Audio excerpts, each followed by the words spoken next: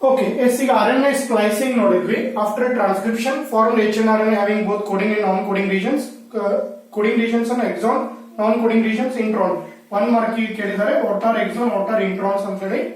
Okay, yes, ಈಗ hnRNA ಏನಾಗುತ್ತೆ ಅಂತಂದ್ರೆ ಸ್ಪ್ಲೈಸಿಂಗ್, ಆ ಪ್ರೋಸೆಸ್ ಗೆ RNA ಸ್ಪ್ಲೈಸಿಂಗ್ ಅಂತ ಹೇಳ್ತೀವಿ. ಇವಾಗ ಏನಾಗುತ್ತೆ ಅಂದ್ರೆ ಇಂಟ್ರಾನ್ಸ್ ರಿಮೂವ್ ಆಗಿ ಓನ್ಲಿ ಎಕ್ಸಾನ್ ಪಾರ್ಟ್ ಅಷ್ಟೇ ಜಾಯಿನ್ ಆಗುತ್ತೆ. They joins only exon. Okay, ಅದಕ್ಕೆ ಅದೇ ಕಾರಣಕ್ಕೆ ನಾವು ಒಂದ್ ಕಡೆ ಹೇಳ್ತೀವಿ there is no colinearity between length of mRNA and length of gene in eukaryotes. Okay, ಅದೇ ಕಾರಣಕ್ಕೆ ಏನಪ್ಪಾ ಅಂದ್ರೆ ಜೀನ್ ಲೆಂತ್ಗೂ ಮತ್ತೆ mRNA ಲೆಂತ್ಗೂ ಈವನ್ ನೀವು ಪ್ರೋಟೀನ್ ಲೆಂತ್ಗೂ ಒಂದು ಕೋಲಿನಿಯಾರಿಟಿ ಇರಲ್ಲ ಇಲ್ಲಿ. ಯಾಕೆಂದ್ರೆ ನಾನ್ ಕೋಡಿಂಗ್ ರೀಜನ್ಸ್ ಎಲ್ಲ ಇಲ್ಲಿ ರಿಮೂವ್ ಆಗಿರುತ್ತೆ. ಇನ್ನ ಸೆಕೆಂಡ್ ಪಾಯಿಂಟ್ ಬಂದ್ರಿ ಅಂತಂದ್ರೆ ಕ್ಯಾಪಿಂಗ್. ಓಕೆ, ಎಸ್, ಕ್ಯಾಪಿಂಗ್ ಅಂತಂದ್ರೆ ಬಹಳ ಸಿಂಪಲ್ ಇದೆ. ಕ್ಯಾಪ್ ಅಂದ್ರೆ ಕವರಿಂಗ್. ಈಗ ಈ ಒಂದು ಫಾರ್ಮ್ ಆಗಿರುವಂತಹ mRNA 5' to 3' ಇರುತ್ತೆ. ಓಕೆ, ಈ 5' to 3' ಇರುವಂತಹ mRNA ಒಳಗೆ ಎಸ್ ಇಲ್ಲಿ 5' ಎಂಡ್ ಏನೈತಲ್ಲ ಅಲ್ಲಿ ಏನಪ್ಪಾ ಅಂದ್ರೆ ಮಿಥೈಲ್ ಗೋನೋಸಿನ್ ಟ್ರೈಫಾಸ್ಫೇಟ್ಸ್ ಆಡೆಡ್ ಹಿಯರ್. ಹೌದಾ? ಅಂದ್ರೆ ಈ ತರ ಒಂದು ಇಲ್ಲಿ ಕ್ಯಾಪ್ ತರ ಸ್ಟ್ರಕ್ಚರ್ ಹಿಂಗೆ ಫಾರ್ಮ್ ಆಗುತ್ತೆ. ಈ ಕ್ಯಾಪ್ ಫಾರ್ಮ್ ಆಗೋದು ಏನಪ್ಪಾ ಅಂತಂದ್ರೆ ಮಿಥೈಲ್ ಗೋನೋಸಿನ್ ಟ್ರೈಫಾಸ್ಫೇಟ್. ಓಕೆ, ಇದು ಒಂಥರ ಏನಪ್ಪಾ ಅಂದ್ರೆ ಕ್ಯಾಪ್ ಲೈಕ್ ಸ್ಟ್ರಕ್ಚರ್ ಆಗಿ ಫಾರ್ಮ್ ಆಗುತ್ತೆ. ಅದೇ ಕಾರಣಕ್ಕೆ ಇದನ್ನ ಕ್ಯಾಪಿಂಗ್ ಪ್ರೋಸೆಸ್ ಅಂತ ಹೇಳ್ತೀವಿ. Is methyl ಗೋನೋಸಿನ್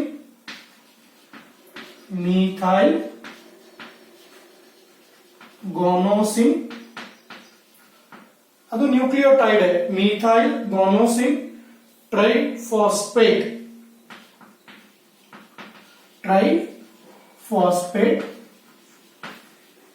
is added towards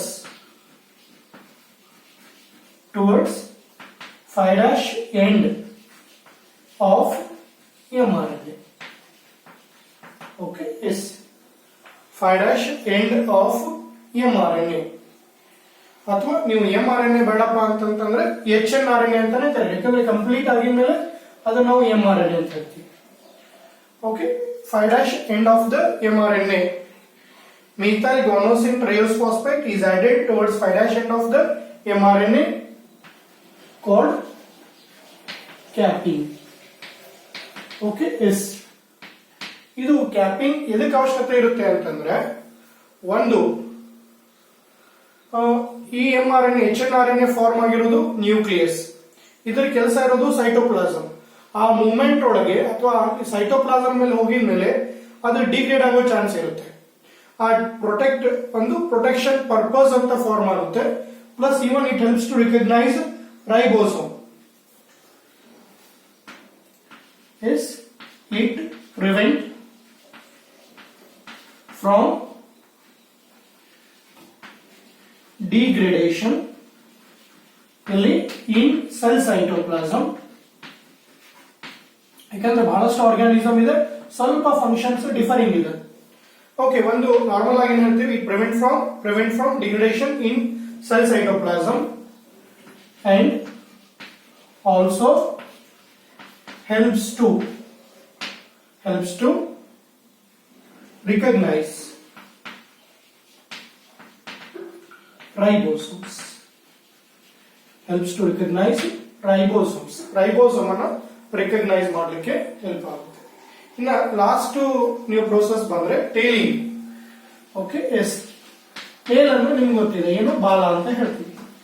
S, very simple. ಈ ಏನು 3' ಎಂಡ್ ಇದೆ, 3' ಎಂಡ್ ಕಡೆ 200 to 300 adenylate nucleotides added repeatedly AAA. Okay, yes, AAA. ಈ ತರ ಏನಪ್ಪಾ ಅಂದ್ರೆ 200 ರಿಂದ 300. ಓಕೆ, ಎಡಿನಿಲೇಟ್ ಅಂದ್ರೆ ಎಡಿನೈನ್ ಇರುವಂತ ಬೇಸ್ ಪೇರ್ ಇರುವಂತ ನ್ಯೂಕ್ಲಿಯೋಟೈಡ್ ಆಡ್ ಆಗುತ್ತೆ. ಎಷ್ಟು? 200 ಇಂದ 3. ಅದಕ್ಕೆ ಇದಕ್ಕೆ ಇನ್ನೊಂದು ಹೆಸರು ನಾವು ಕರಿತೀವಿ. ಏನ್ ಕರಿತೀವಿ ಅಂತಂದ್ರೆ ಪಾಲಿ ಎ ಟೇಲ್ ಅಂತ. ಓಕೆ, ಎಸ್, ಇದನ್ನೇ ಪ್ರೊಸೆಸ್ ಅನ್ನು ನಾವೇನಂತ ಹೇಳ್ತೀವಿ? ಟೇಲಿಂಗ್ ಅಂತ ಹೇಳ್ತೀವಿ. This tail helps to transport from nucleoplasm to cytoplasm ಅಥವಾ site of transcription to site of translation ಅಂತ ಹೇಳ್ಬೋದು. ಓಕೆ, ಟೇಲಿಂಗ್ ಅಂತಂದ್ರೆ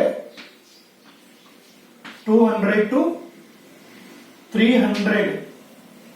Okay, yes, adenylate residues. Adenylate residues are added towards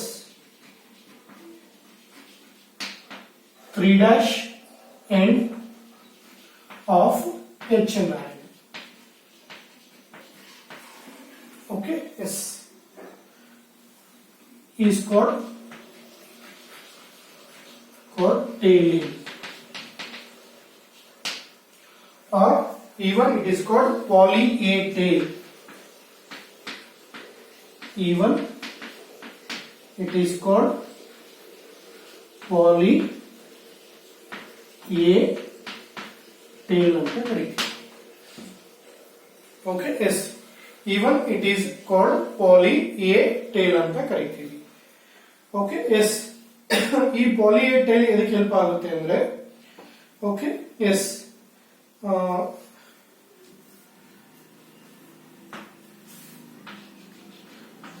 this tail helps in movement. Okay, yes, ಈಗ prokaryote ಒಳಗೆ ಅದು ಅವಶ್ಯಕತೆನೇ ಇಲ್ಲ. ಯಾಕೆ ಅಂದ್ರೆ ಅಲ್ಲಿ ಫಾರ್ಮ್ ಆಗಿರೋ RNA ಸೆಲ್ ಸೈಟೋಪ್ಲಾಸಮ್ ನಾಗೆ ಇರುತ್ತೆ, ಟ್ರಾನ್ಸ್ಲೇಷನ್ ಆಗೋದು ಸೆಲ್ ಸೈಟೋಪ್ಲಾಸಮ್. ಬಟ್ ಇಲ್ಲಿ ಏನಾಗುತ್ತೆ ಅಂತಂದ್ರೆ ಫಾರ್ಮ್ ಆಗೋದು, ಟ್ರಾನ್ಸ್ಕ್ರಿಪ್ಷನ್ ಆಗೋದು ನ್ಯೂಕ್ಲಿಯೋಪ್ಲಾಸಮ್ ಅಥವಾ ನ್ಯೂಕ್ಲಿಯಸ್. ಇನ್ನದು ಟ್ರಾನ್ಸ್ಪೋರ್ಟ್ ಆಗ್ತಾ ಇರೋದು ಆಗೋದು ಅಥವಾ ಜಾಗಕ್ಕೆ ಹೋಗೋದು ಯಾವ್ದಪ್ಪ ಅಂತಂದ್ರೆ cell cytoplasm. Okay, yes, all these after these process now HNRNA become mRNA. Okay, yes, ಇಲ್ಲೇ ಬರೀತೀನಿ. After all these process HNRNA becomes mRNA or messenger RNA. Okay, overall these process they are called RNA maturation ಅಂತನೂ ಹೇಳ್ಬೋದು. Okay, transcription in prokaryotes, transcription in eukaryotes ಸ್ವಲ್ಪ difference ಇದೆ. Okay, prokaryotes ಒಳಗೆ ನಾನು already ಹೇಳಿದಂಗೆ in bacteria synthesized mRNA do not undergo splicing. ಇಲ್ಲಿ ಏನಾಗುತ್ತೆ ಅಂದ್ರೆ RNA undergo splicing. Okay, yes, next the entire mRNA enters in translation, okay, without splicing. Next to the synthesized mRNA in prokaryotes is polycistronic. Okay, ಇಲ್ಲಿ ಯಾವುದು synthesized mRNA in eukaryotes is monocistronic. Okay, yes, that means it code for only one protein. Okay, ಮತ್ತೆ transcription process site difference ಇದೆ. ಏನು ಅಂತಂದ್ರೆ, okay, transcription occurs in cell cytoplasm in bacteria, but in eukaryotes transcription occurs in nucleus. Okay, nucleoplasm ಒಳಗೆ ಆಗುತ್ತೆ. ಅದಕ್ಕೆ transcription in eukaryotes occurs in nucleus or nucleoplasm. In eukaryotes, after transcription, the formed RNA is called hnRNA. This hnRNA undergoes certain process: splicing, capping, tailing. Okay, these are considered as post-transcriptional process or mRNA maturation. RNA splicing after transcription formed mRNA. ನಾನು ಅದಕ್ಕೆ ಇಲ್ಲಿ shaded line ತೋರಿಸಿದೀನಿ ನೋಡಿ. ಇವು ಏನಪ್ಪಾ ಅಂತಂದ್ರೆ exons, thin lines ಇರೋದು intron. Books ಒಳಗೆ ಅದೇ ತರ ತೋರಿಸಿದ್ದಾರೆ. ಈಗ RNA ಸ್ಪ್ಲೈಸಿಂಗ್ ಒಳಗೆ ಏನಾಗುತ್ತೆ ಅಂದ್ರೆ ಸ್ಪ್ಲೈಸೋಸೋಮ್, ಇದೊಂದು ನೆನ್ಪಿಟ್ಕೊಂಡ್ರೆ, ಯಾಕಂದ್ರೆ 1 ಮಾರ್ಕಿಗೆ ಇವನ್ ಎಂಟ್ರೆನ್ಸ್ ಎಕ್ಸಾಮ್ ಒಳಗೂ ಬಂದಿತ್ತು. What is the function of spliceosome? Spliceosome, they are the what we call structures which helps in RNA splicing. RNA ನ ಕಟ್ ಮಾಡುತ್ತೆ, ಇಲ್ಲಿ ಕಟ್ ಮಾಡುತ್ತೆ, ಇಲ್ಲಿ ಕಟ್ ಮಾಡುತ್ತೆ. ಓಕೆ, ಇಲ್ಲಿ ಕಟ್ ಮಾಡುತ್ತೆ. ಕಟ್ ಮಾಡಿ it removes a intron and it joins only exons ಅಷ್ಟೇ ಜಾಯಿನ್ ಮಾಡುತ್ತೆ. ಹೌದಾ? ಎಸ್, ಈಗ ಫಾರ್ಮ್ ಆದಾಗ ಅದ್ರ ಕೆಮಿಕಲ್ ಪೊಲಾರಿಟಿ 5' to 3' ಇರುತ್ತೆ, ಇನ್ನು 5' to 3' ಉಳ್ಕೊಳ್ಳುತ್ತೆ. Okay yes. ನೆಕ್ಸ್ಟ್ ಅದಾಗಿದ್ಮೇಲೆ ಕ್ಯಾಪಿಂಗ್ ಅಂತ ಹೇಳ್ತೀವಿ. ಮಿಥೈಲ್ ಗ್ವಾನೋಸಿನ್ ಟ್ರೈಫಾಸ್ಫೇಟ್ ನೆನ್ಪಿಟ್ಕೊಳ್ರಿ. It is to be added towards 5' end. 5' end in chemical polarity ಇರುತ್ತೆ, ಆ ಕಡೆ ಆಡ್ ಮಾಡುತ್ತೆ. It forms cap like structure, hence it is called capping. ಇನ್ನು ಲಾಸ್ಟ್ ಏನಪ್ಪಾ ಅಂದ್ರೆ 200 to 300 adenylate residues added towards 3' end. That forms polyatyl. That process is called tailing ಅಂತ ಕರೀತೀವಿ. Okay, after all this process, okay, yes, that become what we call hnRNA become mRNA. ಇಲ್ಲಿ capping ಆಗೋದ್ರಿಂದ ಏನಾಗುತ್ತೆ ಅಂದ್ರೆ it prevent from degradation and even in cytoplasm it helps to recognize ರೈಬೋಸಮ್.